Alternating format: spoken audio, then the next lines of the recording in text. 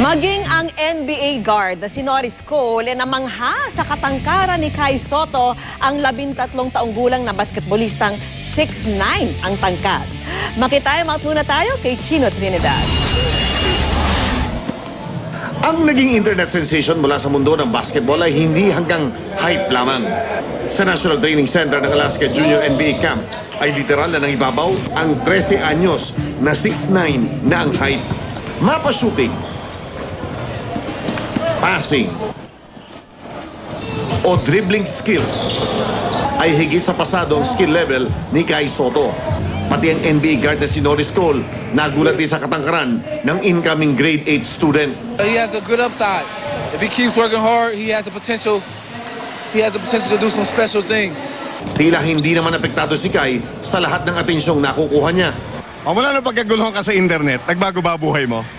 Hindi naman po. Yung mga tao sila sabi, "Uy Kai, sikat ka na." Gumagano sila po.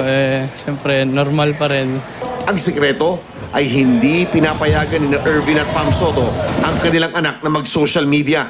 Sobrang halaga po sila para sa akin kasi lagi nila po akong sinusuportahan. Pag alam nila na may opportunity dito, kaya doon, sasamahan nila po ako. Lagi nila po akong sinusuportahan tsaka tinutulungan po. Sobrang halaga nila para sa akin. Isa sa mga namangha sa tangkad ni Kai ay ang two-time PBA Most Valuable Player na si Willie Miller, na iba ang payo para sa binatilyong na inaasang lalagpas sa height na 7 feet. Nakakatuwa na meron pang batang Pilipino na ganyan katangkad. So meron na kagad pwede mapuntahan. Ang naisip ko sana gumaling, lumakas, maging masipag para pwede sa NBA kagad. Anong real target ng isang katulad mong bata?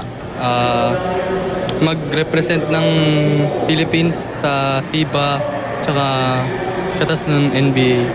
Sa gift of height, skill set at tamang paggabay ng magulang ay walang duda na maaabot nga ni Kai ang kanyang ambisyon. Chino Trinidad, Nakatutok, 24 Oras.